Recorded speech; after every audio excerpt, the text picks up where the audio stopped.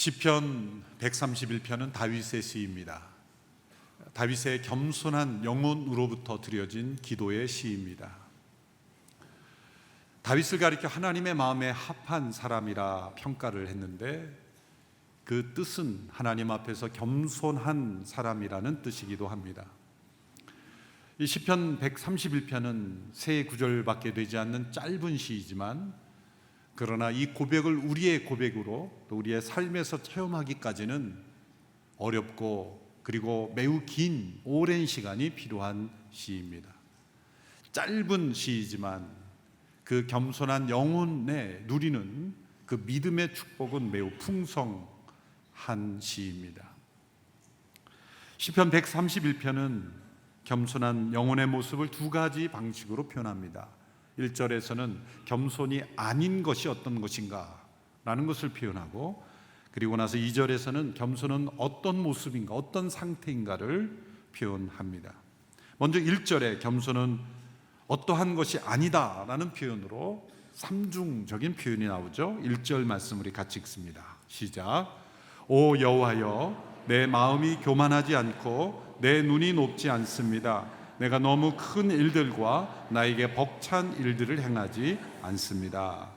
내 마음이 교만하지 않고 내 눈이 높지 않고 또 내가 감당하지 못할 크고 벅찬 일을 힘쓰지 아니한다. 이렇게 겸손을 부정적으로 먼저 표현하는 이유는 무엇일까요? 그것은 겸손을 배울 때 처음부터 겸손이 무엇인지를 깨닫기가 어렵다는 것입니다. 도리어 겸손이 아닌 모습, 교만으로 인하여 우리가 깨닫고 또 때로 상처받고 어려움을 겪으면서 도리어 겸손을 역으로 배우는 거죠. 고린도전서 13장에서도 사랑을 우리에게 말씀하실 때 사랑은 오래 참고 온유하며 라고 말씀하신 이후에 무엇 아니하며 시기하지 아니하며 성내지 아니하며 이렇게 아니하며 라는 표현을 통해 역으로 우리에게 사랑을 알려주시는 거죠. 사랑인 줄 알았지만 진정한 사랑이 아니라는 것을 깨달으면서 진정한 사랑을 체험해 가는 것입니다. 겸손도 마찬가지입니다. 무엇이 겸손인지를 처음부터 깨닫지 못하며 도리어 겸손처럼 보였지만 아닌 것을 통해서 겸손해야 함을 우리가 깨닫게 되는 것입니다. 첫째로 겸손은 마음이 교만하지 않은 것이다 표현했습니다. 교만의 자리는 지식이 아니라 마음 깊숙한 곳에 숨겨져 있습니다. 그래서 자기 자신도 보지 못하는 것이 마음의 교만입니다. 우리의 삶이 때로 엉망진창이 되고 우리의 삶이 무너져 갈 때 그 원인이 내 마음속에 있는 교만이라는 것을 깨닫지 못할 때가 얼마나 많습니까? 그것을 깨닫지 못하고 점점 인생이 더 어려워집니다. 내 마음의 교만, 이 한 가지를 해결했다면 내 인생이 그토록 망가지지 않았을 텐데 라고 후회하는 사람들이 얼마나 많습니까? 내 마음에 있는 교만 한 가지를 해결하지 못하여 얼마나 많은 인생, 역사의 수많은 인물들이 무너집니까? 많은 것을 가지고 높은 위치에 오르고 많은 일을 행할 수 있는 위치에서 자기 마음속 깊은 곳에 숨겨져 있는 그 교만 앞에 무너짐으로 그 인생이 허무하게 무너지는 경우가 얼마나 많습니까? 샘물이 겉으로 볼 때는 잔잔해 보이지만 휘저으면 그 밑에 있는 흙탕물이 떠올라서 온통 더러워짐과 마찬가지로 교양과 문화로 포장된 우리의 삶이 때로 고난이라는 그 흙탕물이 우리의 속에 튀어올 때 우리의 마음속에 있는 이 교만이 터져나오는 것을 우리에게 경험할 수 있습니다. 우리의 모두 마음속에는 교만이 깔려 있다는 것을 인정해야 합니다. 사람들은 가르쳐주지 않아도 알아서 잘 교만합니다. 아무 교육이 없어도 잘하는 게 교만입니다. 선천적으로 교만하기 때문이죠. 겸손은 교훈과 훈계, 때로 연단을 통해 훈련받아야 배우는 것이지만 교만은 어려서부터 알아서 잘 교만합니다. 남자들의 경우에 있어서 매일매일 면도하죠. 아침에도 면도를 하고 왔습니다만 면도를 하면서 이 말씀이 떠올랐어요. 아침에 이렇게 면도를 깨끗하게 나오면 오전 오후가 되면 어느새 이 검은 수염이 또 자라는 거예요. 매일매일 깎지 않으면 안 됩니다. 어떤 때 하루에 또 두세 번 깎아야 깨끗함을 유지할 수 있죠. 교만이라는 것이 겉으로 드러나지 않지만 속에, 이 매끈한 피부 속에 뭐가 들어있길래 이렇게 자꾸 검은 게 나오는가. 끊임없이 깎고 또 나오는 게 수염이죠. 여성들은 이해를 못할 거예요, 남자들의 이 고통을. 끊임없이 깎고 또 깎아야 하는 것처럼 자고 나면 또 새롭게 나타나는 교만, 매일매일 끊임없이 우리가 자신을 꺾어야 하는 이 교만이 우리 마음속에 숨어 있다는 것입니다. 우리의 기도가 내 마음이 교만치 않게 하소서. 단순한 것 같지만 내 영혼이 겸손함으로만 올바른 하나님과의 관계 속에 들어갈 수 있다는 것을 깨닫는 기도입니다. 둘째로, 겸손은 그 눈이 높지 않은 것이다 고백했습니다. 교만은 마음에 숨어 있지만 그 교만의 표시는 눈에 제일 먼저 나타나는 것입니다. 우리의 인격이 나타나는 것이 얼굴이라면 그 얼굴에 가장 나타나는, 표현하는 기관이 눈입니다. 성경의 시편에 보면 이 여러 단어들이 서로 짝을 이루는데 그 짝은 서로 긴밀히 연관되어 있다는 것을 의미합니다. 죄와 관련돼서 가장 많이 나오는 단어가 비참함입니다. 죄의 결론은 비참함이라는 거죠. 또한 거룩과 관련돼서 가장 많이 나오는 단어가 뭔지 아십니까? 행복입니다. 행복에 이르는 길이 거룩이라는 거죠. 행복은 그 자체를 추구할 때 우리에게 오지 않습니다. 거룩을 추구할 때 행복은 따라온다라는 것을 알려주는 거죠. 평강과 함께 나오는 것은 형통함입니다. 전쟁과 황폐함, 이런 단어들이 연이어 나오는데 교만과 함께 나오는 것이 높은 눈, 교만한 눈입니다. 시편 101편 5절에 보면 눈이 높고 마음이 교만한 자를 내가 용납하지 아니하리로다. 높은 눈과 마음의 교만은 서로 연결되어 있다는 거죠. 교만한 눈은 언제나 자신보다 높게 여기는 사람은 질투하고 자신보다 낮게 여기는 사람은 무시하고 경멸하는 것, 그것이 교만한 눈입니다. 우리의 눈이 겸손한 눈이 되어서 주님만을 바라보는 눈이 되기를 바랍니다. 날마다 우리의 눈을 보며 어떻게 화장할 것인가만 생각하지 않고 어떻게 예쁜 눈을 만든 걸까만을 고민하지 않고 이 교만한 눈이 겸손해지게 하소서, 그렇게 기도해야 합니다. 남성들은 수염을 깎으며 내 교만이 꺾이게 하소서, 여성들은 눈을 바라보며 내 눈이 겸손한 눈 되게 하소서. 셋째로, 겸손은 너무 큰 일과 감당하지 못할 벅찬 일을 하려고 힘쓰지 아니한다라는 것이죠. 이것은 일을 열심히 하지 말라는 뜻이 아닙니다. 자신의 은사와 부르심이 아닌 것을 하려고 나서지 않는다는 거죠. 사울이 교만했을 때 그 모습들이 많이 나타나지만 대표적인 것이 사무엘 선지자가 늦게 왔을 때 자신이 제사를 집행하고 자신이 제사장까지 역할을 하려고 나선 것입니다. 교만한 사람은 언제나 스스로 위대해지려고 합니다. 오랫동안 이 경영학 서적에서 많은 분들에게 알려진 이 굿 투 그레이시라는 책이 있죠. 스탠퍼드 대학의 짐 콜린스라는 교수가 쓴 책이죠. 기업을 위해서 매우 훌륭한 책이죠. 좋은 기업에 머물러서는 안 되고 더 위대한 기업이 되어야 된다는 거죠. 그런데 우리 신앙에 적용해 보면 이 제목은 위험할 수 있어요. Good to great, 위대해지려고 해라. 그러나 하나님께서 성경에 보면, 시편에 보면 God is good, 하나님은 좋으신 분, 선하신 분이라는 단어, God is great, 위대하신 분이라는 단어가 거의 비슷하게 나오는데 거의 같이 나옵니다. 그 말씀은 하나님이 위대하십니까? 하나님은 선하시게 위대하신 분이에요.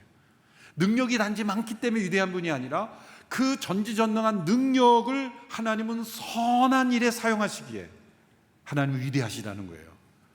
그렇기 때문에 우리는 위대해지려는 것이 아니라 오히려 이 영어 제목을 정반대로 good to great이 아니라 great to good, 우리는 위대해지려고 하기보다 선해지려고 해야 되는 거예요. 그것이 위대한 인생입니다. 다윗은 큰 일과 감당하지 못할 벅찬 일을 힘쓰지 아니하였다.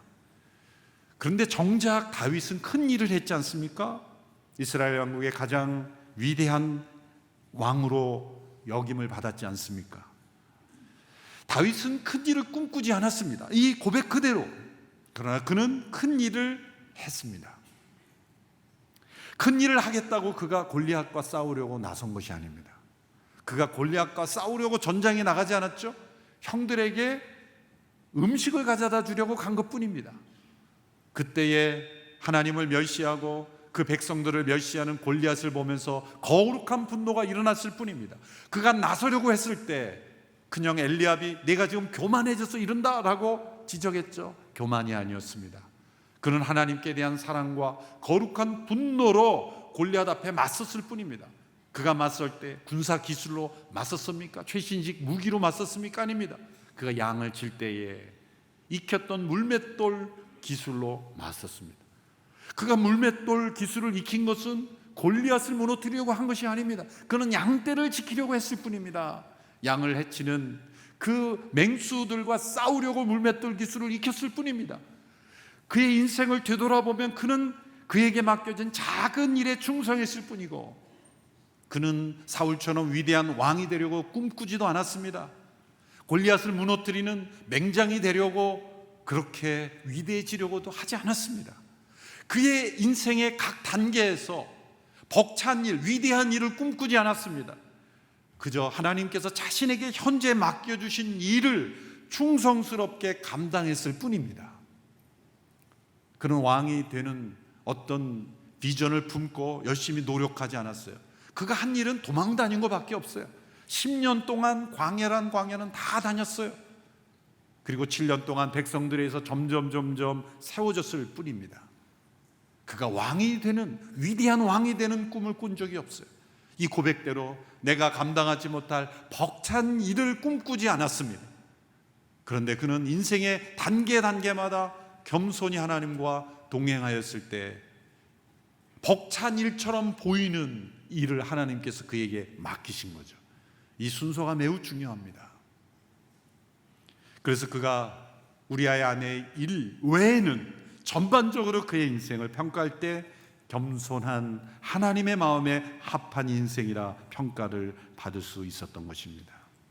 이제 2절로 넘어가면 이제 겸손에 대한 긍정적인 표현이 나오죠. 2절 말씀 우리 같이 읽겠습니다. 시작.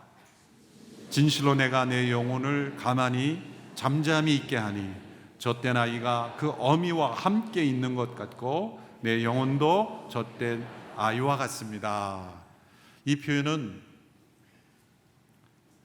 아이의 젖을 먹이고 떼어본 어머니들이 깊이 체험할 수 있는 표현입니다. 겸손한 영혼을 비유할 때 젖된 아이로 비유한 이유는 무엇일까요? 생각할수록 깊은 영감이 담겨 있습니다. 아이는 태어나서 어머니의 젖을 통해 생명을 유지하는 단계에서 이제 스스로 음식을 먹는 단계로 반드시 넘어가야 합니다. 그런데 그 아이의 입장에서 보면 그 어머니가 품에 안고 젖을 먹이던 그 단계에서 떼어지는 것이 고통스러웠죠. 어쩌면 태어나서 처음 겪는 인생의 시련일 겁니다. 내가 왜 세상에 태어나서 이런 고통을 겪어야 되나? 말은 못하지만 엄청난 그 고통을 경험해야만 하는 것입니다. 그것은 필수입니다. 성장의 필수적인 고통입니다. 그러나 그 아이의 입장에서는 있어서는 안 되는 일이 벌어진 거예요. 사랑하는 어머니가 자신을 거절하고 거부하는 그 거절감, 그 고통 속에 울부짖는 거죠. 여러분, 젖을 뗀 아이가 어미 품에 엄마와 함께 있는 영혼, 이것은 무엇을 의미합니까? 젖을 떼지 못한 어린아이는 어머니에게 집착하고 있는 것입니다. 내가 원하는 것을 내 방식대로 내 경험으로만 얻어질 수 있다라는 그런 자기 자신의 집착과 고집 속에서 우리가 하나님을 그렇게 대할 수 있는 거예요. 때로 하나님께서 내 인생에 내가 생각할 때는 꼭 있어야 하는 것처럼 보이는 것을 떼시는 거예요. 그럴 때 얼마나 고통스럽습니까? 하나님, 나에게 이러실 수 있습니까? 왜 나에게 이것을 가져가십니까? 왜 이것을 빼앗아 가십니까? 라고 말할 때, 하나님 보실 때는 너희 영혼은 지금 떨어져야 하는 것이다. 그것이 고통스러울지라도 그것이 아닌 다른 양식으로 내가 너를 먹이리라, 내가 너를 살리리라, 그리고 너는 더 성숙해질 것이다. 하나님의 계획 속에 있는 것이죠.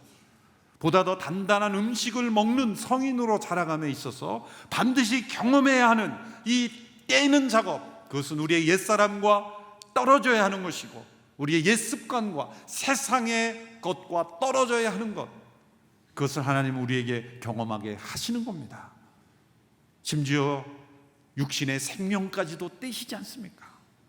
육신의 생명까지도 하나님께서는 떼시는 것을 우리를 저주하시는 게 아니라 우리에게 영원한 생명이 있기에 하나님 육신의 생명까지도 우리에게서 떼시는 거예요. 생명보다 더 소중한 게 어디 있습니까? 세상에서 생명보다 더 소중한 것이 없는데 그 육신의 생명까지도 떼시지만 그것이 우리를 저주하시고 멸망하시는 것이 아니라 영원한 생명이 우리 안에 예비되어 있기에 육신의 생명까지도 떼는 거예요. 어떤 분들은 나는 영원한 생명 필요 없습니다, 이 육신의 생명으로 영원히 사는 것을 원합니다라고 말하면 그게 얼마나 고통스럽겠어요. 우리 인생의 마지막 순간에 우리의 육신의 생명까지 떼실 때 우리는 젖대 나이가 엄마와 함께 맺는 관계를 생각해 보세요. 이제는 엄마에 대한 집착이 아니라 엄마의 다른 관계로, 올바른 관계로, 동행하는 관계로, 성장해가는 관계로 젖대 나이가 엄마와 함께 있는 그 평안함, 고요함, 그런 안식을 누리는 영혼으로 성숙해 간다는 것이죠. 진정한 겸손은 내가 원하는 것이 채워지지 않는다고 떼쓰고 집착하는 것이 아니라 하나님 그분과 올바른 관계로 동행하는 겁니다. 그분을 의지하는 것입니다. 그분의 뜻에 맞추어 살아가는 것입니다. 바로 겸손한 영혼이 하나님 안에서 누리는 이 평안이 젖된 아기가 그 어미와 함께 있는 것, 젖된 아이의 평안, 안식, 신뢰, 하나님과 더불어 누리는 축복의 삶을 고백하고 있습니다. 세상에 젖을 떼고 하나님의 나라의 양식으로 날마다 배불림을 얻는 참된 겸손한 영혼의 축복이 우리에게 임하기를 축원합니다. 그래서 이 기도가 바로 우리의 기도가 되어야 됩니다. 내 영혼을 잠잠히 가만히 젖된 아이가 엄마와 함께 있는 그 하나님과의 동행, 그 삶이 나에게 있게 하여 주십시오. 그 기도가 우리의 기도가 되어야 될 줄로 믿습니다. 이제 3절에서 그는 하나님을 바라는 소망으로 나아갑니다. 3절 말씀 같이 읽습니다. 시작. 오 이스라엘아, 지금부터 영원히 여호와를 바라라. 겸손한 영혼은 언제나 하나님을 바라는 충만한 소망으로 인생을 살아갑니다. 이것은 다윗만이 경험한 경험이 아니라 우리 모두에게 주어진 축복입니다. 영원히 하나님을 바라는 것, 죽음 너머의 영원한 생명은 하나님과 동행하며 하나님 안에서 누리는 영원한 안식이죠. 영원히 하나님을 바라는 것, 우리 영혼이 하나님 안에서 젖대 나이가 엄마 품에 안겨 있음 같이 그렇게 고요하고 평온하고 소망으로 가득한 영혼의 축복을 누릴 수 있다는 것입니다. 우리 평생의 믿음의 숙제는 바로 우리 마음에 숨어있는 교만을 날마다 십자가 앞에서 제거하는 것입니다. 우리의 교만한 눈이 겸손한 눈으로 바뀌는 것입니다. 하나님의 부르심을 따라 크게 보이는 일이든 작게 보이는 일이건 우리에게 맡겨진 일에 주님 안에서 충성을 다할 때 하나님께서 우리를 귀하게 사용하실 줄로 믿습니다. 날마다 젖대 나이가 그 어머니 품에 안김과 같이 겸손하게 하나님의 품에 안겨 그분과 동행하는 우리 모두의 삶이 되기를 바랍니다. 시편 131편에 겸손한 영혼의 그 기도의 축복이 우리 모든 성도들의 기도가 되기를 축원합니다. 기도하겠습니다. 살아계신 하나님, 역사하시는 하나님, 우리의 영혼의 가장 좋은 곳으로 날마다 채워주시며 인도하시는 하나님, 하나님께서는 선한 길로 우리의 삶을 인도하시지만 우리의 교만, 우리의 집착, 우리의 욕심, 우리의 자만, 우리의 고집으로 인하여 선하신 하나님의 인도하심을 깨닫지 못하는 저희들을 불쌍히 여겨 주옵소서. 우리 마음에 끊임없이 솟아오르는 교만을 십자가에 못 박고 제거하며 겸손히 하나님 안에 거하며 하나님과 동행하는, 하나님의 뜻에 순종하는 복된 삶이 되게 하여 주옵소서. 우리 모두가 겸손한 영혼이 되어 하나님 앞에 올바로 기도하며 올바로 하나님의 뜻을 행할 줄 아는 믿음의 사람들이 다 되게 하여 주시옵소서. 예수님의 이름으로 기도합니다. 아멘.